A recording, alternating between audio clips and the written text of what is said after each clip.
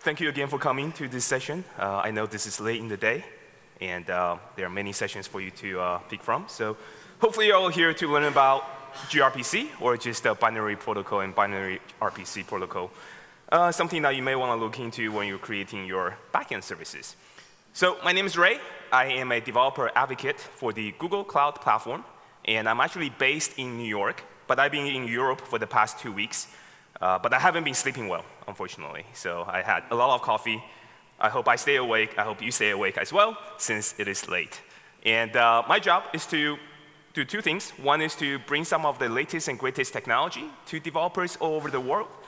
And the second thing I love to do is to advocate for the developers. I want to hear about your feedback and your comments and your experiences, for example, with Google Cloud as well. And the best way to reach me is on Twitter @Satanism. So today I'm going to talk a little bit about gRPC and why that's somewhat important for you to learn about and just have it on your radar map. And we're kind of moving, many people are kind of moving into a microservices architecture. I don't know if anyone here is looking into microservices right now or has already implemented microservices. Anyone? No one? Oh, well, quite a few. Yeah, so one of the things that you're going to discover that you're doing is that, well, you're going to be breaking out your components based on certain requirements. I mean, you don't want to do this for every single component, obviously. You do it where it makes sense. As soon as you break them out into a separate component, the first thing that you're going to ask yourself is, well, how am I going to talk to it? And today, I think many people are very familiar with RESTful services, with JSON over HTTP. But is it the right solution? Is it the best possible solution for something that you want to communicate with in the back end? I think REST is perfectly fine. It's really, really good for the front-end communication, especially with a web browser. But for the back end, there are some other options that you may want to look into. So RPC, I don't know if anyone here has done RPC before, but most of the time when people think about RPC, we think about Corba. Anyone heard about Corba? Yeah, woohoo! DCOM, RMI, yeah. Even SOAP had a RPC style as well. And I found this on the internet the other day. I want to show you this when I was preparing for the talk. It was a tutorial on Corba using Java. I'm not going to do this today, unfortunately. but this is what I found, right? Well, first of all, you need to define an IDL, which is like a interface definition language here. And this is pretty common for most of the RPC framework because you want to be interoperable. So you define an intermediate language that's common, and then you can generate the stubs for many different languages. And then you try to implement it. Actually, how many people who raised their hand actually implemented something with Corba? Yeah, that's why you're here. Fantastic. and they'll probably tell you it's probably not the easiest thing to do because as I was going through this myself, I have done this a while ago, but this is how you write a server on the server side, and it was just too much code for me. As soon as I got to POA manager, I kind of stopped. I don't even know what this means anymore, narrow. And then you implement the client, and there's a lot of code for that too. So anyways, that's the general sense of RPC for developers today. It usually has a sense of complication. It's sophisticated, it's complicated, it's hard to do. But that's unfortunate. But why RPC? Well, RPC still has really, really good benefits to it. First of all, especially in the Java world, I like static typing. I love the strong typing. I want to make sure that whatever payload I'm sending to the server or responding to the client is strongly typed. I want to do this during the compile time. And you can do that pretty easily with most of the RPC frameworks. But most importantly, there are some operations that is not very expressible in REST. Because in REST, you have a couple of verbs you can use from HTTP, like the get, the post, the put, the delete, right? But beyond CRUD operations, there are sometimes more complicated, more sophisticated business process operations that is simply not expressible easily in those verbs. And so there are many different ways of working around it, but you could also just define an operation with RPC instead. But RPC can only be useful and beneficial to you if it is simple and interoperable. For example, RMI is very simple to use, but on the other hand, it's not very interoperable with other languages, is it? And then we have many other ones that's more interoperable, but they could be also difficult to use. So at Google, for the backends, we actually use our internal framework, which is called Stubby. And we actually make 10 to the 10 RPC calls per second today. That's a lot. That's a lot of RPC calls. Now just remember, the Stubby is like a binary protocol. If we were not as efficient as we possibly can be, for example, if we just take 1 extra byte for every single call, that's going to be 10 to the 10 more bytes we have to transfer. That's a lot that we have to deal with. So what happened in the past year or so is that another company, Square, I believe that they were also looking into a binary protocol open source solution. I mean, they had one, and they work in conjunction with Google to open source Stubby, this internal framework that we have. We open sourced it with almost like a new iteration of it, and it is called gRPC. The G in gRPC does not stand for Google. It's actually a recursive acronym. gRPC stands for gRPC Remote Procedural Call Framework. Okay? And it's simple, it's performant, and it's interoperable. I'll show you in a second. It does use IDL. There is an interface definition language, which is based on protobuf 3. And it uses HTTP2 behind the scenes. And there are quite a few benefits on that. It's just very quick, because it's only a 30-minute talk. I'm just going to go through the initial parts very quickly. Obviously, the binary protocol is going to have significant more efficiency than over, say, a text-based protocol, such as JSON over HTTP. And this is just a very simple benchmark that I have done before. Basically, it's just the throughput in megabytes per second. You can see that a binary protocol like gRPC can be a lot faster.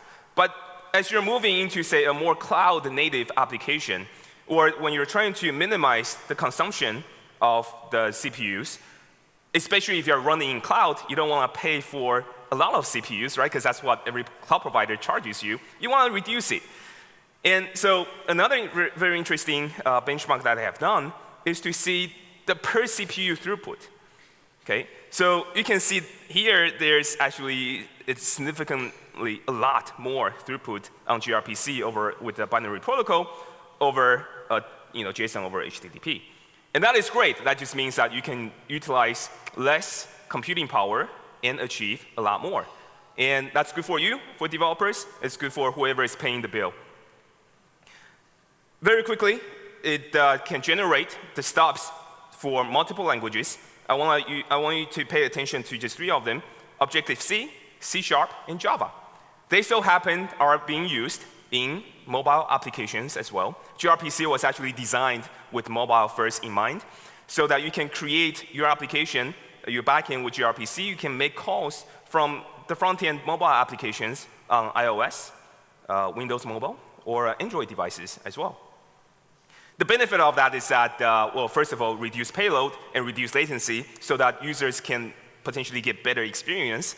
And secondly, because of that, you can also potentially reduce the battery usage on the devices as well. And I'm not going to go into a lot of detail about HTTP2. There's a lot of benefit to it. But 2 things to take away here is that HTTP2 is also a binary protocol, rather than having to send everything over the text-based protocol, like a get with 3 bytes and a put with 3 bytes. They actually use the binary protocol for it. More importantly, the headers that you're using in a regular HTTP protocol can also be compressed, right? Because header actually take a lot of bandwidth as well. That's also compressed for you. And also, it can support streaming. It can support client-side streaming, server-side streaming, and also bidirectional streaming. And you don't have to, say, hack around the protocol anymore. This is just supported out of the box, and it's multiplexed. What that means is that if you have multiple connections, typically in a HTTP 1.1 situation, you make multiple connections. In HTTP 2, you can just have 1 connection that can multiplex multiple streams. Okay? And what just want to show you the key benefit here, you can actually go to this website. It's http2demo.io. And I'm going to do a refresh. This is how fast the HTTP 1 protocol loads the tiles. So this 1 image on the left, my left, is basically composed of multiple tiles. And none of these tiles are cached. And if I run the HTTP2 test, there you go. It's significantly faster in a way. Let me do that again. HTTP1 and 2. Yeah, and nothing's cached. And the benefit of this is, of course, you don't have to send as much payload to the server, and the server doesn't have to send as much to you either. So how does this work with gRPC? It's pretty easy to use, and easy enough that I feel comfortable to just show you this in the code. So if you cannot see, please move up if you can't see, or just raise your hand so I can make the text bigger. The first thing that you need to do is to define the IDL, okay? Just like many of the other RPC protocols. And let me find the IDL here. It is a proto file, okay? And this file has nothing right now. I'm just gonna write this live. The first thing that you need to do is to say that this is using protobuffer 3, which is the syntax that we're going to be using. gRPC is based on protobuffer 3. It's a binary serialization protocol that Google has also open sourced a while back. So we can say proto 3. And then just like a Java application, I can have a package, say example. And the generator can take some of the options from one of these files. So I can say, you know what, I don't want to generate everything into a big, giant Java file. I want all the classes to be separated.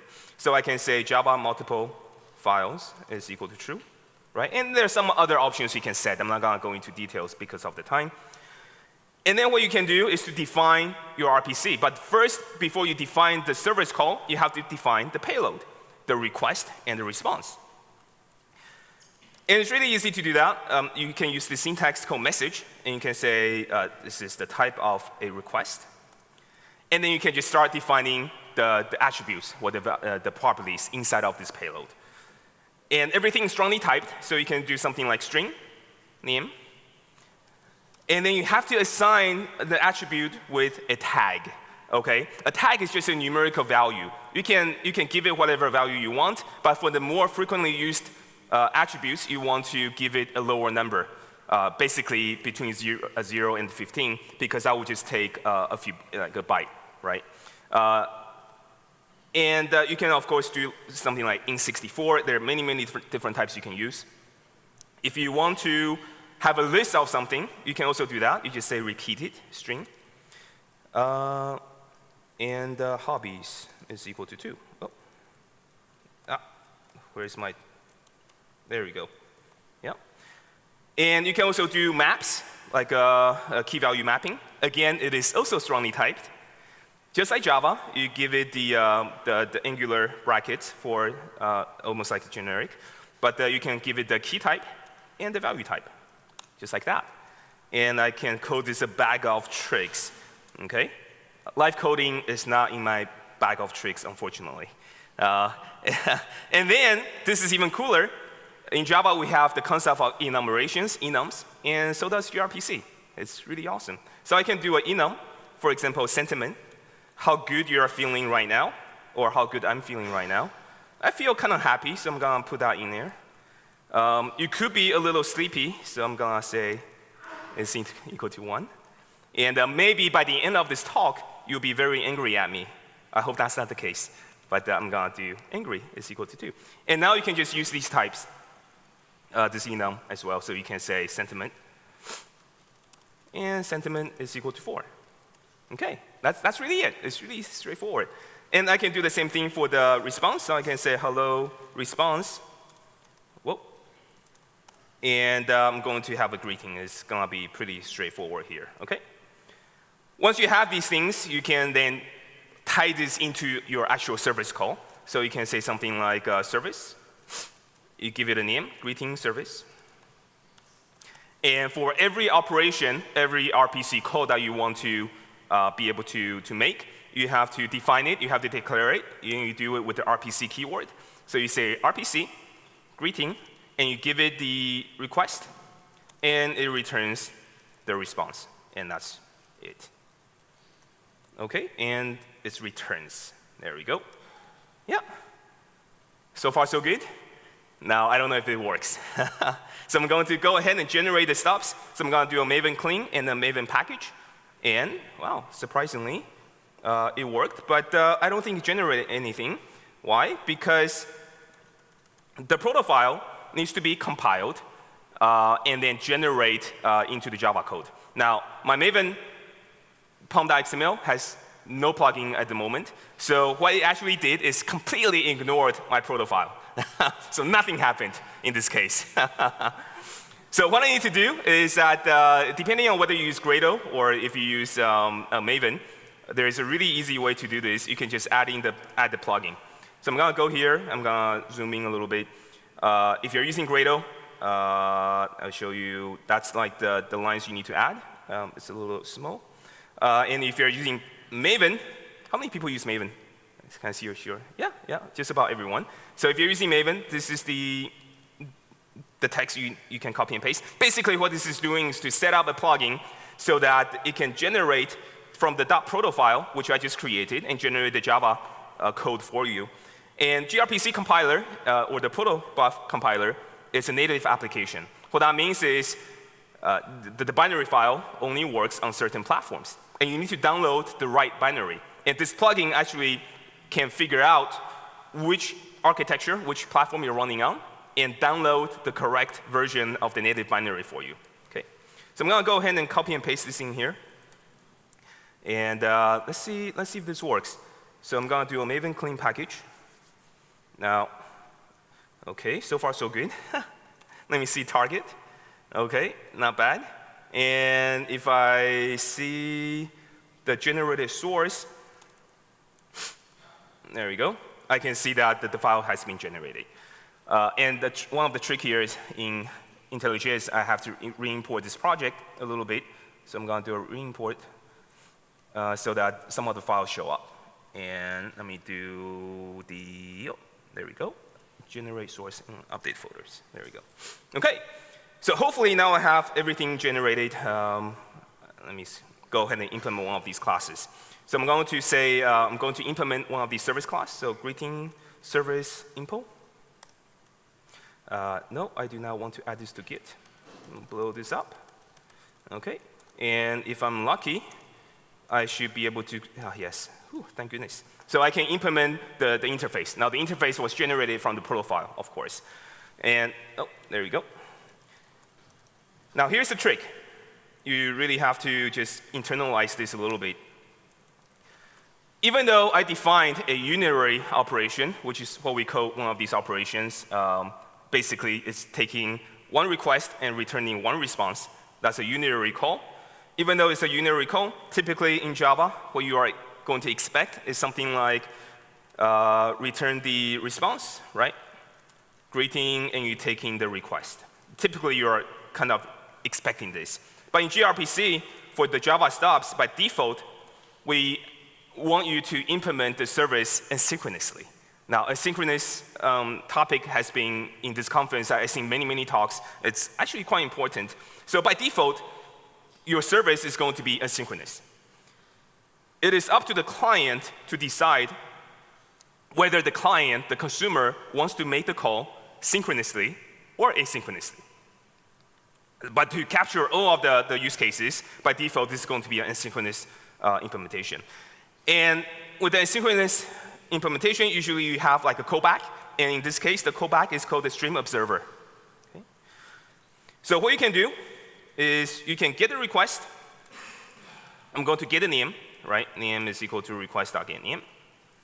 So I can do that. That's from the request. And then I can give it a response, right? So I can say something like response observer.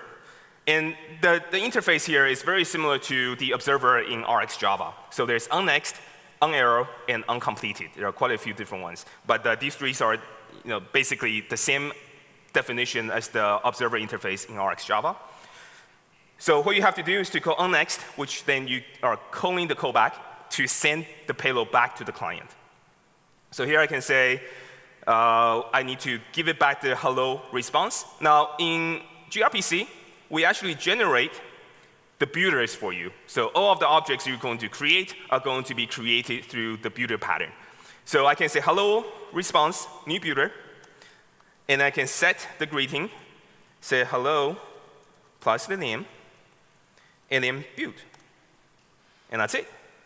Pretty easy, pretty straightforward. But you're not done yet.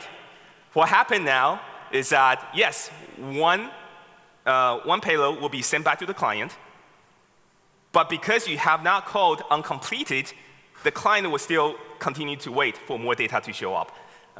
So what you have to do is to say response observer and uncompleted. You have to do this. Okay? And as you can see, it's actually possible for you to call unnext multiple times. Now, because this is a unary operation, it's only expecting one, it's going to throw an exception if you try to code this multiple times. Okay? So that's really it. That's how you implement one of these interfaces, and then you can run the server. Now, the server is also really easy to do, unlike what I showed you previously in that complicated implementation of something from a long time ago. This is what you do with gRPC to run the server. You can do a server builder, full port 8080, and then you just register the service. So you can just register the service. And the service will be something like greeting service gRPC dot bind the service. And I'm going to bind it to the implementation I just created. Okay? And then I'm going to build it, and that's going to give me a server instance. And I just have to say server start. Yeah. And because it's running a different thread, if I just let it go, the process will quit immediately. So I need to just wait for it. I don't want it to quit. And I think that's pretty much what we have to do to create a server. Yeah. So far, so good? Maybe? All right. So let me try to run this. My gRPC server. There you go. Ooh, not bad. All right, it's running right now because I'm not doing any print lines. Okay, maybe I should. So this is what I'm going to do. In my service, I'm going to do one more thing here. I can go ahead and do a system out.println and the request. The toString is also implemented for you, so you can actually see the payload pretty easily. Okay, so I'm going to do that. Now, how do you make a call to this service? Again, it's pretty straightforward. Rather than managing your connections, your connection pooling yourself, whether it's at the TCP level or at the HTTP2 level, we don't want you to have to bother with that. So what we have done is to create an abstraction called a channel. And the channel is what you want to use to basically establish the connection to the server. And to do that, it's pretty easy. You basically declare a channel. And again, there's a builder. There's a builder for everything. So there's a managed channel builder. And you can say for address, localhost, and port 8080. Now, because I'm running this in a development mode on my local machine, I don't want to deal with SSL. I hate to deal with SSL in Java. So for the sake of simplicity, I'm going to say use plain text. And here's the thing. There are quite a few things you can set in the channel. One of the most important one that you need to remember is the name resolver factory. Name resolver. Basically, if you're dealing with microservices, sometimes you have the logical name for the service that could be translated or mapped to multiple instances that's running behind the scenes. And gRPC doesn't really care how you get the list of that. If you're running a server-side load balancer, it doesn't matter at all. If you want to do client-side load balancing, then you can have your own name resolver to say service A maps to this list of IP addresses for my possible services I can use. And then you can literally tie this into your service discovery, whichever you use, like Zookeeper, Console, Eureka, Spring, whatever. You can implement your own, basically. And then you can implement your own load balance strategy as well. So I'm not going to do any of that right now. So I'm going to go ahead and build. And now I have a channel. Yeah? So now I'm actually ready to make the call. And what I can do is I can say greeting service, gRPC. And I can create a new stub. And here you can see, I don't know if you can see it. Let me zoom in. You can see we have three options here. You can generate a standard asynchronous stub. You can also choose, remember, it's the client's decision on how to make the call. The client can choose to make a blocking stub instead. Or you can also use a stub that uses feature. Okay? And I'm just going to do a blocking stub because it's easier. And I'm going to just say pass the channel in there. And assign this to a variable, service. There you go. Yep. Spelling error, service. Yeah, I cannot spell. There we go. And that's it. too easy. And then I can say servers.greet, and I can pass in the payload. Again, this is, there's a builder for it. I can say set name, Ray. And look at this. All of the enums is generated for you as well. And remember, we have the repeated string. That's like a list. I can just add the list, or I can add individual ones, like add a hobby, photography. That's what I like to do. And then I can do a build and blah. And this is going to give you a payload. Let me see the response. And I can just go ahead and print this out. OK? How many people think this will work? Oh, thanks. Yeah, I really appreciate it. Every single time. I don't even know if this will work.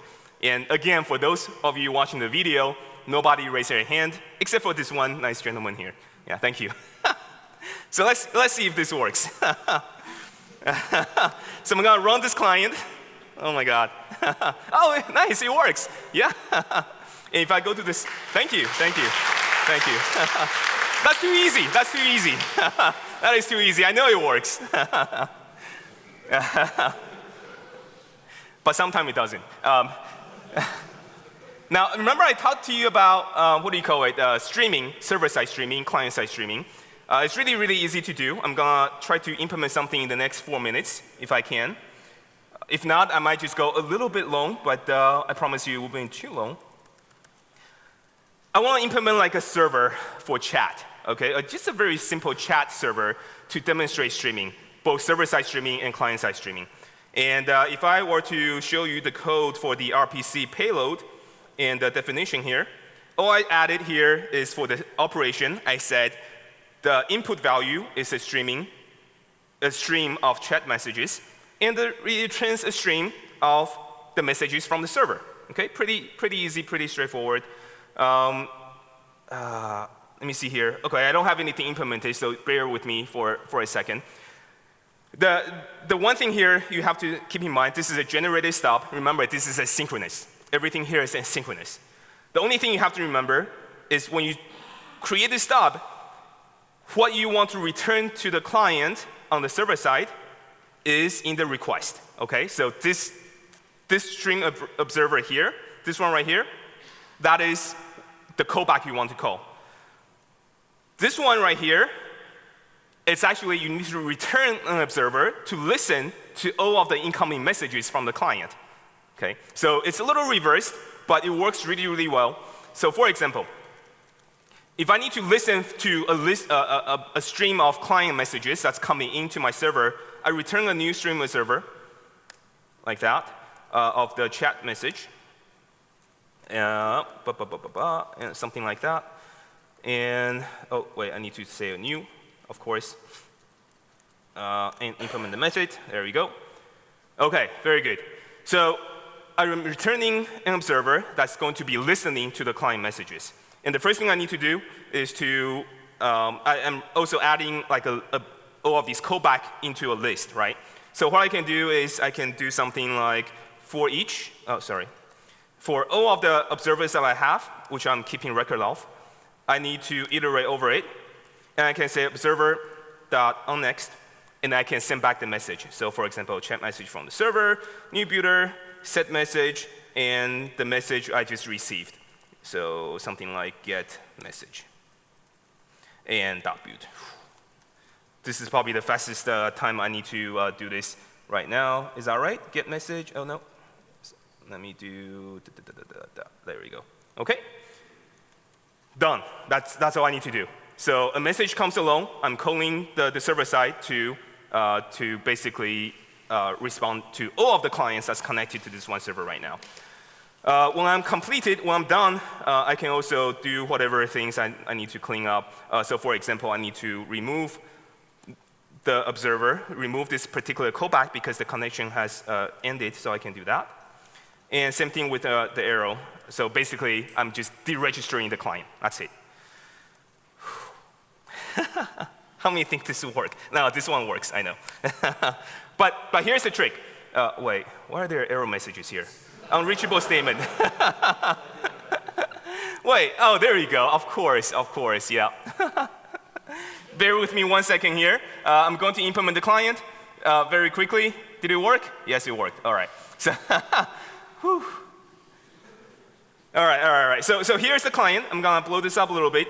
This will be done in about 2 minutes. This is a JavaFX application. Basically, there's a text field where I can type in the message. I want to see all of them showing up. So I already have the channel. I got the service stub, and this is an asynchronous stub. And this is what I do. I can do a chat service that start the chat with a new streaming observer. Okay? And there's streaming observer everywhere. But this one is the ones that's coming from the server, right? This is coming from the server. So I can do something like a platform that run later. And I can use lambda here. And what I want to do is I have a list of messages. I'm just going to add this one message there. So get message.get message, something like that. Okay? Done. That whenever there's a new streaming message coming to me, I'm going to add it to my UI. That's all this is doing. But how do I send the data over to the server? Well, remember, this actually returns something. It returns another streaming observer, but this is to the server, okay? This observer is something that the server side is observing.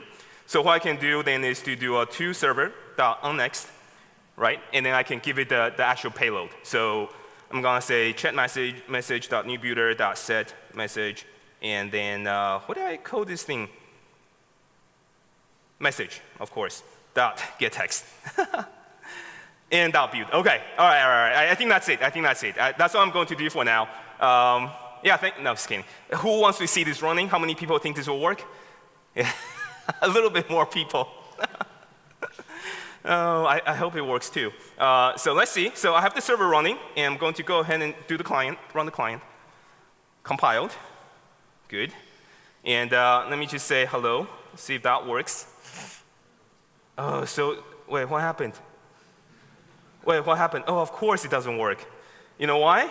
Because I need to, basically do this. Okay. I have to tie this into the actual button so that when the button is clicked, I need to send this, yeah?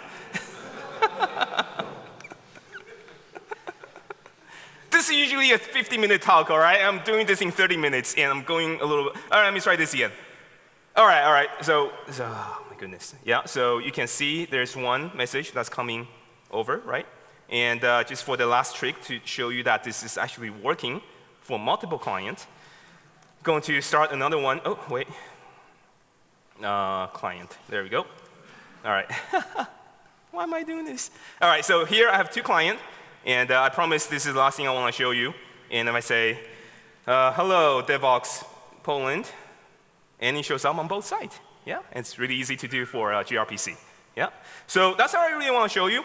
And let me go back to the slide really quickly so you can get some resources. Let me jump into the end. Basically, it is an open source project. It's on GitHub, and we love to have your contribution and your feedback. So please join the community and check out the groups. And if you have any questions, you can also get on the forum. And thank you very much for your time. Thank you.